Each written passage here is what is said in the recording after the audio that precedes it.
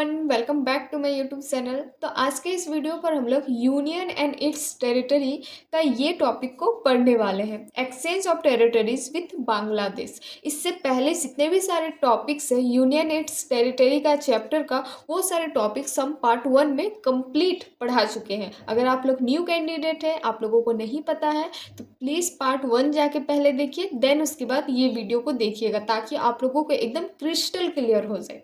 तो ज़्यादा समय को बर्बाद ना करते हुए हम लोग जो ये टॉपिक को पढ़ने वाले हैं, ये टॉपिक को स्टार्ट करते हैं। उससे पहले अगर आप लोग कोई भी न्यू कैंडिडेट है तो प्लीज़ वीडियो को लाइक एंड सब्सक्राइब ज़रूर कर लीजिएगा। तो चलिए हम लोग ये टॉपिक को स्टार्ट करते हैं।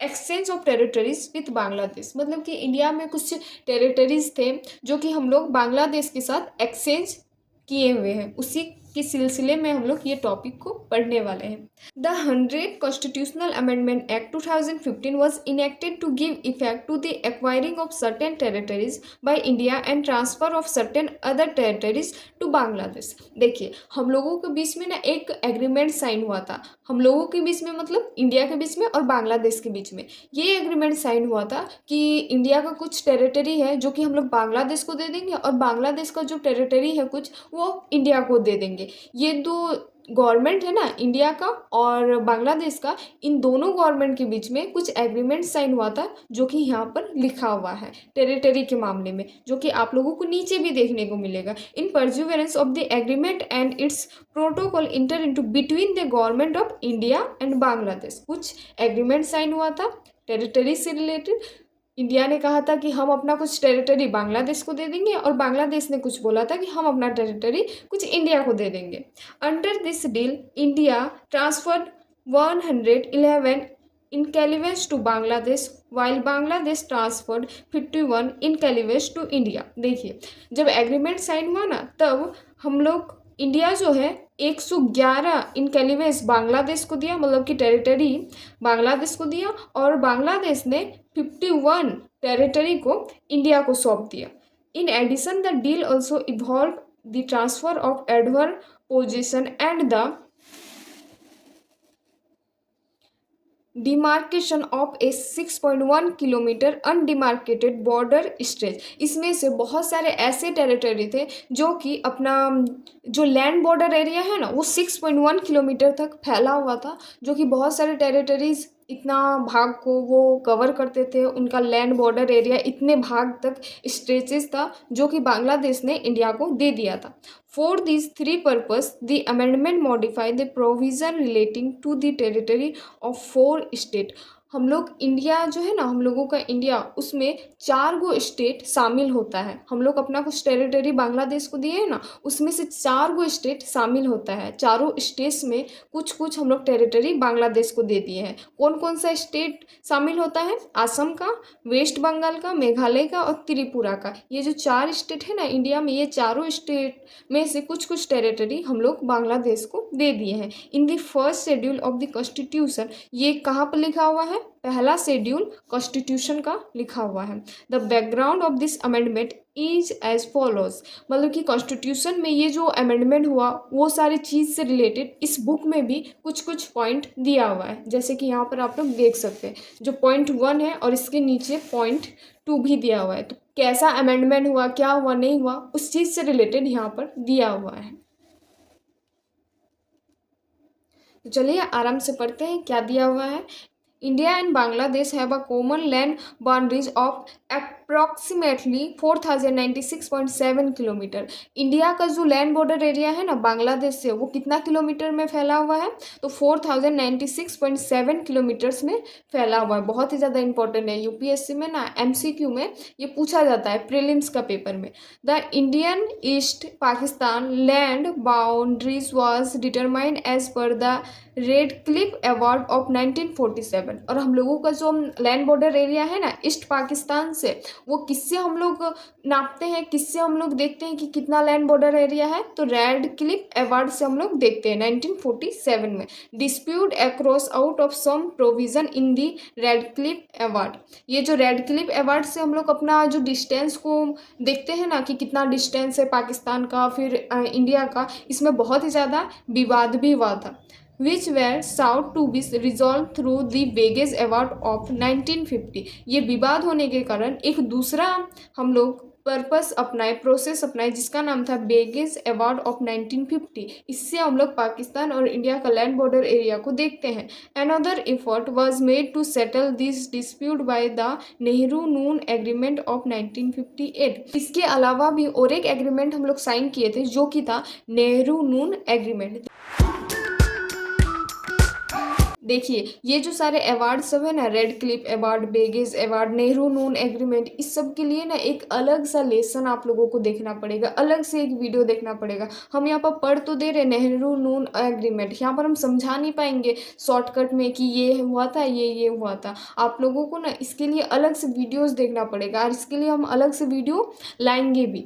तो अभी सिर्फ इतना जान कर रख लीजिए कि नेहरू नून एग्रीमेंट एक साइन हुआ था इंडिया और पाकिस्तान का बॉर्डर के लिए। However, the issue relating to division of Berubari Union was challenged before the Supreme Court। देखिए हम लोग यहाँ पर बेरूबरी यूनियन के बारे में पढ़े थे इससे पहले वाले वीडियो पर, यहाँ पर भी लिखा हुआ होगा। देखिए बेरूबरी यूनियन वेस्ट बंगाल जो कि हम लोग पाकिस्तान को दे दिए थे, इसके लिए ना एक चुनौती बनकर आया था। किसके लिए? सुप्रीम कोर्ट के ऊपर। To comply with the opinion rendered by the Supreme Court the constitution 9th amendment act 1960 was passed by the parliament। और ये 9 कॉन्स्टिट्यूशनल अमेंडमेंट एक्ट पास हुआ कि कब? 1960 में। किसके द्वारा पास हुआ था? पार्लियामेंट के द्वारा। Due to the continuous litigation and other political development at the time, बार बार आंदोलन होने के कारण, फिर बार बार लड़ाई झगड़ा मारपीट होने के कारण, इसी डिस्प्यूट की वजह से कि ये टेरिटरी इसको देना उसको देना, ये डिस्प्यूट की वजह से बहुत ही ज़्यादा विवाद हुआ था, लड़ाई झगड़ा मारपीट बहुत ही ज़्यादा हुआ था। Other political development at that time, the Constitution 9 Amendment Act 1960 could not notify in respect to territory in former East Pakistan, presently Bangladesh. यही आंदोलन, यही डिस्प्यूट, यही सारी चीज़ों की वजह से ना ये जो 9th अमेंडमेंट एक्ट जब पास हुआ था 1960 में, तब ये नोटिफाइड कर दिया गया था, ये बोल दिया गया था कि नहीं टेरिटरी का एक्सचेंज नहीं होगा, जो कि अभी हम लोग बांग्लादेश के नाम से जानते हैं, उसको पहले ईस्ट पाकिस्तान के नाम से जाना जाता था। On May 16, 1974, the agreement between India and Bangladesh concerning the demarcation of the land boundaries and related matter was signed between both the countries to find a solution to the complex nature of the border demarcation involved। 16 मई 1974 में एक agreement हम लोगों के बीच में जारी हुआ। किसके किसके बीच में? इंडिया के बीच में और बांग्लादेश के बीच में। ये जो बांग्लादेश का लैंड बॉर्डर एरिया आप लोग देखते होंगे ना मैप में, कितना जटिल लैंड बॉर्डर एरिया है, तो उसको कैसे हम लोग टेरिटरी को एक्सचेंज करें नहीं करें, किस तरह का बॉर्डर को हम लोग की करें, क्योंकि बांग्लादेश का बॉर्डर और इंडिया का बॉर्डर बहुत ही ज़्यादा कॉम्प्लेक्स है, इतना आप लोग देखे होंगे मैप में। तो वही सॉल्यूशन निकाला गया कि कैसे हम लोग टेरिटरी का एक्सचेंज करें नहीं करें। This agreement was not ratify at it evolve inter Alia transfer of territory which acquire a constitutional amendment. जब हम लोग टेरिटरी का एक्सचेंज करेंगे तो जाहिर सी बात है भाई हम लोगों को कॉन्स्टिट्यूशन में अमेंडमेंट भी करना पड़ेगा। In this connection it was also required to identify the precise area on the ground which would be transferred. जो हम लोग को टेरिटरी को बांग्लादेश को देना है उसके लिए हम लोगों को कॉन्स्टिट्यूशन में अमेंडमेंट करना पड़ेगा, उसके लिए देखना पड़ेगा, जांच पड़ताल करना पड़ेगा कि भाई हम लोगों को कौन सा टेरिटरी को बांग्लादेश को देना पड़ेगा, और बांग्लादेश ये जांच पड़ताल करेगा कि भाई हम लोगों को कौन सा टेरिटरी को इंडिया को देना पड़ेगा। वही लिखा हुआ है, require and identify precise area on the ground which would be transferred. Subsequently the issue relating to demarcation of undemarcated boundary the territories in adverse position and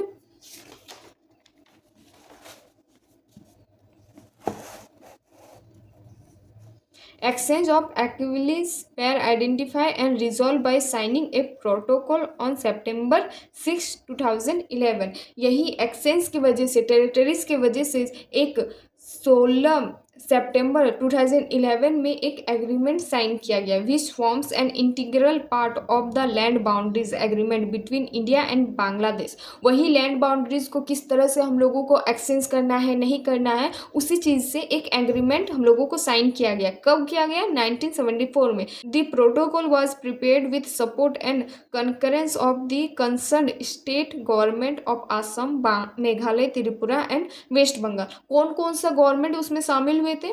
Assam का गवर्नमेंट, मेघालय का, त्रिपुरा का और वेस्ट बंगाल का गवर्नमेंट, क्योंकि इन लोग यही जो स्टेट है ना, यही स्टेट से टेरिटरी का एक्सचेंज होगा, बांग्लादेश से भी और हम लोगों का इंडिया से भी। तो ये जो स्टेट से हम लोग टेरिटरी का एक्सचेंज करेंगे तो हम लोगों को ये स्टेट का गवर्नमेंट को भी ना बताना पड़ेगा कि भाई हम लोग आपका स्टेट में ऐसा ऐसा कर रहे हैं नहीं कर रहे हैं। तो ये स्टेट का गवर्नमेंट उस एग्रीमेंट में शामिल हुआ था। अब हम लोग आते हैं नेक्स्ट टॉपिक पर, जो कि है evolution of states and union territories, जिसका पहला जो टॉपिक है इंटीग्रेशन ऑफ प्रिंसली स्टेट। इसमें हम लोग प्रिंसली स्टेट के बारे में पढ़ेंगे। Eight the time of independence India comprise 2 categories of political unit. जब इंडिया इंडिपेंडेंट हो गया था, आज़ाद हो गया था देश, तो वहाँ पर 2 टाइप का पॉलिटिकल सिस्टम देखने को मिला था। क्या क्या नाम था? एक ब्रिटिश प्रोविज़न, जहाँ पर ब्रिटिश जो थे ना वो डायरेक्ट रूल कर रहे थे under the direct rule of British government, and the princely state under the rule of native princes but subject to the paramountcy of the British crown. देखिए, प्रिंसली स्टेट का मतलब क्या है कि वहाँ पर राजा महाराजा तो रूल करेंगे ही, लेकिन किसके अंडर में करेंगे? ब्रिटिश गवर्नमेंट के अंडर में। वहाँ पर राजा महाराजा जरूर अपना स्टेट के बारे में रूल करेंगे, ई करेंगे वो करेंगे, लेकिन ब्रिटिश गवर्नमेंट जो बोलेगी राजा को कि भाई तुम ऐसा करो अपना स्टेट में, तो राजा को वो बात मानना पड़ेगा। तो 2 पॉलिटिकल सिस्टम थे, जहाँ पर एक ब्रिटिश प्रोविजन डायरेक्ट रूल कर रहे थे और एक जहाँ था वहाँ पर राजा महाराजा तो रूल कर ही रहे थे, लेकिन इनडायरेक्टली ब्रिटिश गवर्नमेंट भी रूल कर रहे थे। The Indian Independence Act 1947 created 2 independent and separate dominions of India and Pakistan and gave 3 options to the princely state। जब हम लोगों का देश आज़ाद हो गया ना, तब पाकिस्तान भी आज़ाद हो गया था, क्योंकि उसमें भी पाकिस्तान बोल रहा था कि नहीं हम लोगों को भी आज़ादी चाहिए। तब ना प्रिंसली स्टेट के पास 3 ऑप्शन को ठहराया गया। कौन कौन सा ऑप्शन को ठहराया गया, तो वो अब हम लोग देखते हैं। ज्वाइनिंग इंडिया, प्रिंसली स्टेट को ये बोला गया कि क्या आप लोग इंडिया को ज्वाइन कीजिए। दूसरा, ज्वाइनिंग पाकिस्तान, या तो पाकिस्तान में ज्वाइन कीजिए, और रिमेनिंग इंडिपेंडेंट। और अगर किसी में ज्वाइन नहीं करना है तो आप लोग अपना अकेले एक देश बनाइए, आप लोग अपना अकेले एक स्टेट बनाकर रहिए। Of the 552 princely state situated within the geographical boundaries of India, 552 princely state थे जो कि इंडिया की जोग्राफिकल, जो कि लैंड बॉर्डर में सिचुएटेड थे इंडिया में। तो 549 join India and the remaining 3 Hyderabad, Junagadh and Kashmir refuse to join India. देखिए यहाँ पर क्या लिखा हुआ है, जो 542 में से 549 इंडिया को ज्वाइन किया, लेकिन जो 3 गो रिमेनिंग बचा हुआ था ना, उसमें से भी क्या क्या था? हैदराबाद था, जूनागढ़ था और कश्मीर था। ये 3 स्टेट इंडिया में जुड़ने से मना कर दिया गया। अब क्या बात है नहीं बात है भाई, वही देख रहे हैं। However in the course of time they were also integrated with India, Hyderabad by means of police action, Junagadh by means of referendum and Kashmir by the instrument of accession. देखिए, ये 3 को जो रिमेनिंग बच गया था ना स्टेट, इंडिया से जुड़ने के लिए मना कर दिया था, उन लोगों को कैसे इंडिया में जोड़ा गया उसी के बारे में यहाँ पर दिया हुआ है। हैदराबाद को कैसे जोड़ा गया इंडिया से, तो पुलिस एक्शन, मतलब कि पुलिस को भेजा गया समझाने के लिए कि भाई आप लोग इंडिया से जुड़ जाइए, ऐसा कीजिए वैसा कीजिए। और जूनागढ़ को कैसे जुड़ने के लिए भेजा, तो रेफरेंडम, मीन्स ऑफ रेफरेंडम, मतलब कि खुद ही गए थे गवर्नमेंट उन लोगों को समझाने के लिए। कश्मीर को कैसे जोड़ा गया, तो इंस्ट्रूमेंट ऑफ एक्सेशन के द्वारा। इन 1950 the constitution contain a 4-fold classification. अब इसमें क्या लिखा हुआ है भाई, तो हम लोगों का जो कॉन्स्टिट्यूशन है ना, उसमें 4-fold क्लासिफिकेशन, स्टेट को ना 4 भाग में बांटा गया था। क्या क्या पार्ट में बांटा गया था, तो देखिए, territories of India union part A, part B, part C and part D, 4 part में बांटा गया था। उसमें से part A, part B, part C और पार्ट डी था। तो इन ऑल दे नंबर 29। और जितने भी सारे पार्ट है ना, part A B C D, her part को मिलाकर टोटल स्टेट्स जो था वो 29 स्टेट थे। Part A state comprises 9 erstwhile governor province of British India. British time के समय पार्ट ए में कितने सारे स्टेट्स थे? 9 स्टेट्स थे। और पार्ट बी में कितने सारे स्टेट्स थे? तो 9, उसमें भी 9 थे। प्रिंसली स्टेट वाइल लेजिस्लेचर, और साथ ही साथ लेजिस्लेचर भी थे। पार्ट सी में स्टेट कितने थे? अर्ट्सवाइल चीफ कमिश्नर। पार्ट सी में भी स्टेट थे, लेकिन उसके साथ साथ चीफ कमिश्नर भी थे। Province of British India and some of the erstwhile princely state, और जो बचा कुचा था वो प्रिंसली स्टेट थे। These part C states in all 10 in number. कितने सारे स्टेट थे? 10 इन नंबर, 10 गो स्टेट्स थे। वेर सेंट्रली एडमिनिस्ट्रेट, जो कि सेंटर के द्वारा उसमें रूल वगैरह बनाया जाता था। The Andaman and Nicobar island were kept at the solitary part D, और जो अंडमान एंड निकोबार थे ना आइलैंड, उसको किस पार्ट में रखा गया था? तो पार्ट डी में रखा गया था। This fourfold classification of the state and territories 1950 is given in table 6.1। ये जो क्लासिफिकेशन है ना स्टेट का, जो 1950 में हुआ था, वो कौन सा टेबल में दिया हुआ है? तो टेबल 6.1, जो कि आप लोग जाकर देख सकते हैं। यहाँ पर ही है, आप लोग यहाँ पर ही देख लीजिए। यहाँ पर part A, part B, part C और पार्ट डी आप लोग अपना बुक में आराम से देख लीजिएगा। अब हम लोग आते हैं नेक्स्ट टॉपिक पर। नेक्स्ट टॉपिक क्या है भाई, उसको देखते हैं।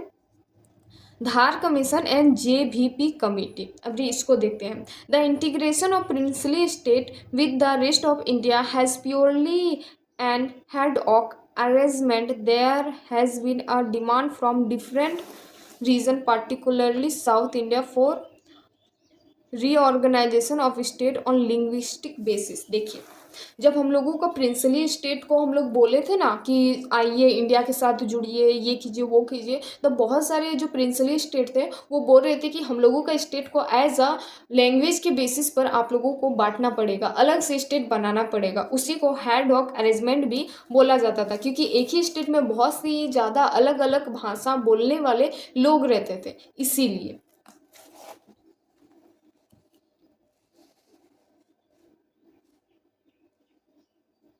Accordingly, in June 1948, the Government of India appointed the Linguistic Provision Commission under the chairman of S.K. Dhar to examine the feasibility of this। देखिए, जून 1948 में जो गवर्नमेंट थे इंडिया के, S.K. धार उस टाइम चेयरमैन थे। S.K. धार उस टाइम चेयरमैन थे। बहुत ही ज़्यादा इंपॉर्टेंट है, MCQ में पूछा जाता है, एक थोड़ा ध्यान रखिएगा।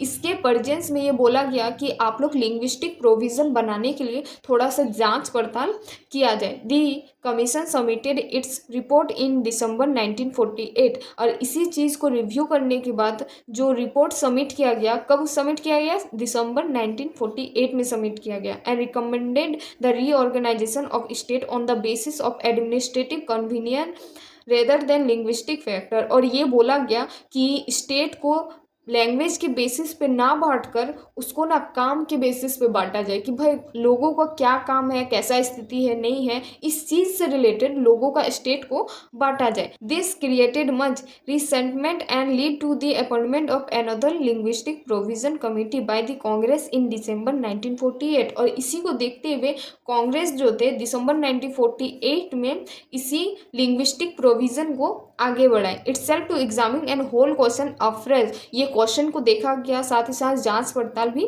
किया गया। इसमें कौन कौन शामिल थे? It consisted of Jawaharlal Nehru, Vallabhbhai Patel and Pattabhi Sitaramayya, and hence was popularly known as the JVP committee. इन तीनों का जो नाम है ना, पहला जो लेटर है उसको ही JVP कमेटी के नाम से फेमस है, और इसी नाम से इन लोगों को जानता है, तीनों को। इट हैड नो चेयरमैन और कन्वेनर, इसमें कोई भी चेयरमैन और कन्वेनर नहीं थे। It submitted its report in April 1949 and formally rejected language as the basis of reorganisation of state. ये जो रिपोर्ट था, ये रिपोर्ट को अप्रैल 94 में पहुंचाया गया, और रिपोर्ट को ना रिजेक्ट किया गया एज अ लैंग्वेज के बेसिस पर, कि नहीं, स्टेट को लैंग्वेज के बेसिस पर नहीं बांटा जाएगा, नहीं तो आगे चलकर इन फ्यूचर में दिक्कत आएगा। However in October 1953 the government of India was force to create the first linguistic state. अक्टूबर 1953 में जो गवर्नमेंट थे इंडिया के, उसको फोर्स किया गया, उनको फोर्स किया गया पहला लैंग्वेज के बेसिस पर स्टेट बनाने के लिए, नॉन एज आंध्रा स्टेट। और कौन किया गया था? आंध्रा स्टेट ने, by separating the Telugu speaking area from the Madras state. Telugu speaking area को अलग करने के लिए मद्रास स्टेट से। This followed a prolong popular agitation and the death of Potti Sri Ramulu, a Congress person of standing after a 56 days hunger strike for the cause. इन्होंने ये बोला था कि भाई हम लोगों का जो स्टेट है उसको हमको ना एक लिंग्विस्टिक बेसिस पर बनाना है, हमको एक लिंग्विस्टिक स्टेट चाहिए, लेकिन गवर्नमेंट ऑफ इंडिया ये मानने के लिए तैयारी नहीं है। तो वो आंदोलन में उतर गए, भूख हड़ताल में उतर गए और वो 56 डेज भूखे रहे। क्यों? एक लिंग्विस्टिक स्टेट बनाने के लिए, और इसी कारण से उनका ना डेथ भी हो गया। अब हम लोग आते हैं नेक्स्ट टॉपिक पर, जो कि है फैजल अली कमीशन। अभी इसमें क्या बता रहा है उसको देखते हैं। The creation of Andhra state intensified the demand from other region for creation of state on linguistic basis. जैसे ही आंध्रा स्टेट को लिंग्विस्टिक बेसिस पर डिवाइड किया गया, बनाया गया एज अ लिंग्विस्टिक स्टेट, तब अदर जो स्टेट थे ना वो भी मांग करने लगे कि नहीं भाई, हमको भी अपना स्टेट को लिंग्विस्टिक बेसिस पर कन्वर्ट करना है, कि हम लोग का भी स्टेट को एज अ लिंग्विस्टिक स्टेट ही बनाया जाए। This force the government of India to appoint in December 1953। और इस चीज़ के लिए गवर्नमेंट ऑफ इंडिया को बहुत ही ज़्यादा फोर्स करने लगा। दिसंबर 1953 में a 3 member state reorganisation commission under the chairmanship of Fazal Ali to re examine the whole question. और जब गवर्नमेंट ऑफ इंडिया ने इस चीज़ को फोर्स करने लगा, तब दिसंबर 1953 में जो 3 स्टेट ये बोल रहे थे ना कि भाई हम लोगों को अपना स्टेट को एज अ लिंग्विस्टिक बेसिस पर बांटना है, तब फैजल अली उस टाइम चेयरमैन थे। वो इस चीज़ को, ये क्वेश्चन को फिर से दोबारा री एग्जामिन किए कि भाई ये लोग ऐसा क्यों बोल रहे हैं, ऐसा क्यों चाहते हैं। Its order to member were K M. Panikkar and H N. Kunzru. इसके साथ साथ और 2 मेंबर थे जो कि यहाँ पर दिया हुआ है नाम, K M. Panikkar and H N. Kunzru. It submitted its report in September 1955। इन लोगों ने भी एक रिपोर्ट तैयार किया और उसको सबमिट कब किया? सितंबर 1955 में। And broadly accepted language as the basis of reorganisation of state. और इसमें ये बताया गया कि जो स्टेट है ना वो सबसे ज़्यादा लैंग्वेज के बेसिस पर स्टेट को बांटना चाहती है, but it rejected the theory of 1 language 1 state. लेकिन इसको रिजेक्ट कर दिया गया, क्योंकि 1 लैंग्वेज 1 स्टेट अगर बन गया ना तो इन फ्यूचर में बहुत ही ज़्यादा दिक्कत आएगा। अगर बन गया ऐसा स्टेट कि नहीं उसमें एक ही लैंग्वेज वाले आदमी रहेंगे, पीपल रहेंगे, तो इन फ्यूचर में वो स्टेट ये भी तो बोल सकता है कि नहीं हमको इंडिया से बाहर जाना, हमको इंडिया में नहीं रहना है। इस चीज़ के लिए इसको रिजेक्ट कर दिया गया। Its view was that the unity of India should be regarded as the primary consideration in any redrawing of the country political unit. इसको इस चीज़ के नज़र से देखा गया कि नहीं, इंडिया एक यूनिटी मेंटेन करना चाहिए, और साथ ही साथ regard as the primary consideration in any redrawing of the country political unit. अगर हम लोग ऐसा बेसिस पर डिवाइड कर भी देते हैं ना, तो इन फ्यूचर में हम लोगों का जो कंट्री का पॉलिटिकल मैप है ना वो रीड्रॉ हो सकता है। हो सकता है कि इन फ्यूचर में जो भी स्टेट एज लिंग्विस्टिक बेसिस पर हम लोग बांटे हैं वो इन फ्यूचर में छोड़ के जा भी तो सकता है ना इंडिया को। तो हो सकता है कि इंडिया का जो मैप है वो अलग हो जाए, अभी जिस तरह है उस तरह इन फ्यूचर में ना रहे। इस चीज़ का डर था, इसीलिए हमारे गवर्नमेंट इस चीज़ को इनकार करते रहे और ऐसा नहीं होने दिए। It identified 4 major factors that can be taken into account in any scheme of reorganization of state।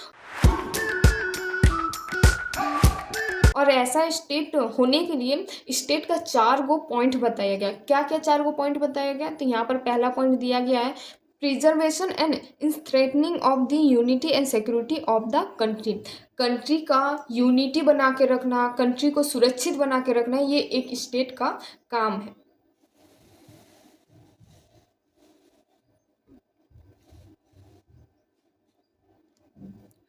दूसरा है लिंग्विस्टिक एंड कल्चरल होमोगेमेटी। लिंग्विस्टिक मतलब होता है लैंग्वेज, जो हम लोगों का लैंग्वेज है, लैंग्वेज प्लस जो हम लोगों का कल्चर है उसको एकदम मिक्सअप करके चलना, कि हम लोगों का लैंग्वेज क्या है, कल्चर क्या है, दोनों को साथ साथ निभाना। तीसरा है financial, economic and administrative consideration. Financial भी अच्छा होना चाहिए, इकोनॉमिक भी अच्छा होना चाहिए, और जो रूल वगैरह का हम लोग बनाते हैं ना, वो रूल भी फॉलो होना चाहिए। डी नंबर में है planning and promotion of the welfare of the people in each state as well as of the nation as a whole. जो स्टेट का प्लानिंग है, जो भी वो योजना बना रहा है, वो राष्ट्र के लिए भी बनाए और राष्ट्र को आगे बढ़ाए। The Commission suggested the evolution in the fourfold classification of states and territories under the original constitution and creation of 16 state and 3 centrally administered territory। ये जो फोरफोल्ड क्लासिफिकेशन है ना, इसमें 16 स्टेट को ऐसा बनाया गया जो कि कॉन्स्टिट्यूशन में as a state government rule करेंगे, और 3 ऐसा टेरिटरीज बनाया गया जिसमें कि सेंट्रल लेवल पर उसमें रूल बनाया जाएगा। The government of India accepted this recommendation with certain minor modification. और ये जो गवर्नमेंट है ना इंडिया का, ये इस रिकमेंडेशन को एक्सेप्ट किए और साथ ही साथ कुछ उसमें मॉडिफाई भी किए by the state reorganisation act 1956 and the 7 constitutional amendment act 1956। The distinction between the Part A and Part B state was done away with and Part C state were abolished। इसी कारण से जो part A और part B था state, उसको अच्छे से रखा गया, पार्ट सी स्टेट उसको एबोलिश किया गया। Some of them were merged with adjacent state and some other were designated as union territory। कुछ स्टेट को ज्वाइन करके एक स्टेट में कन्वर्ट किया गया, और कुछ स्टेट जो है उसको यूनियन मतलब कि अलग ही रखा गया। As a result 14 state and 6 union territories. इसी कारण से 14 स्टेट बन गए, 14 स्टेट बन गए और 6 यूनियन टेरिटरीज बन गए। Were created on November 1 1956। और ये कब क्रिएट हुआ? 1 नवंबर 1956 में। These are mention in table 6.2। ये जो टेबल दिया हुआ है ना 6.2 का, इसमें सारा चीज़ लिखा हुआ है। आप लोग अपना बुक में देख सकते हैं क्या क्या है, क्या क्या नहीं है, कौन सा यूनियन टेरिटरीज, कौन सा स्टेट बना था उस टाइम पे।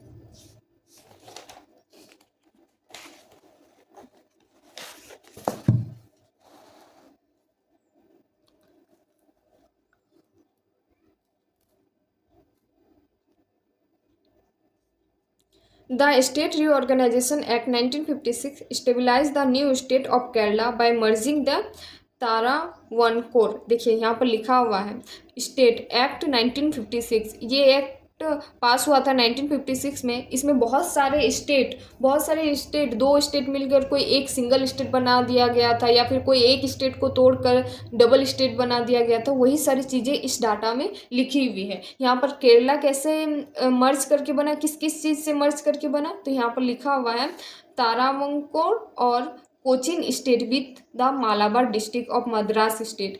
द कसारगोड और साउथ कन्नड़ दक्षिणी कन्नड़ बन के it merge south the Telugu speaking area of Hyderabad state with the Andhra state to create the Andhra Pradesh. कौन कौन सा स्टेट को बना के आंध्रा प्रदेश बनाया गया? हैदराबाद को और आंध्रा स्टेट को। Further it merge the Madhya Bharat state, Vidya Pradesh state and Bhopal state. तो ये भारत स्टेट, विद्या प्रदेश स्टेट और भोपाल स्टेट को ज्वाइन करके क्या बनाया गया? मध्य प्रदेश बनाया गया। Similarly it merge the Saurashtra state and Kutch state into that of Bombay state, the Coorg state into that of Mysore state, the Patiala and East Punjab state union Pensum into the of Punjab state. इतने सारे state को मिलाकर कुछ कुछ Punjab state को बनाया गया। And the Ajmer state, और अजमेर स्टेट को बनाया गया into that of Rajasthan state, और साथ ही साथ राजस्थान स्टेट को भी बनाया गया। Moreover, it created the new union territories of लाकाद्वीप, मिनीकोय, और इसी के साथ साथ लाकाद्वीप मिनीकोय टेरिटरी को भी बनाया गया। इसको पहले लाकाद्वीप मिनीकोय नाम था, लेकिन अभी ये नाम को चेंज करके इसका नाम Amindivi island from the territory detach from the Madras state. Laccadive Minicoy आप लोग सुने होंगे। लक्षद्वीप का जो पहला नाम था ना वो लाकाद्वीप मिनीकोय था, और इसको किस किस के साथ जुड़ के बनाया गया? Amindivi island from the territory detach from the Madras state. ये जो डाटा दिया हुआ है ना यहाँ पर, ये डाटा में खाली यही दिया हुआ है कि कौन कौन सा छोटा मोटा स्टेट को मिलाकर कौन सा एक स्टेट में बना दिया गया, कन्वर्ट कर दिया गया। तो इसको आप लोग खुद से भी पढ़ेंगे ना तो आप लोगों को समझ में आ जाएगा। तो आज के इस वीडियो पर हम यहीं तक ही रखते हैं। अब नेक्स्ट वीडियो जो कि पार्ट 3 होगा उसमें हम यहाँ से स्टार्ट करेंगे। अब ज़्यादा लंबा कोई चैप्टर बचा नहीं है, अब 1 या 2 पेज ही सिर्फ बचा हुआ है, उसके बाद ये चैप्टर भी खत्म हो जाएगा। अब हम लोग मिलते हैं नेक्स्ट वीडियो पर, तब तक के लिए tata bye bye see you. और अगर वीडियो अच्छा लगे तो प्लीज़ लाइक एंड सब्सक्राइब जरूर कर दीजिएगा।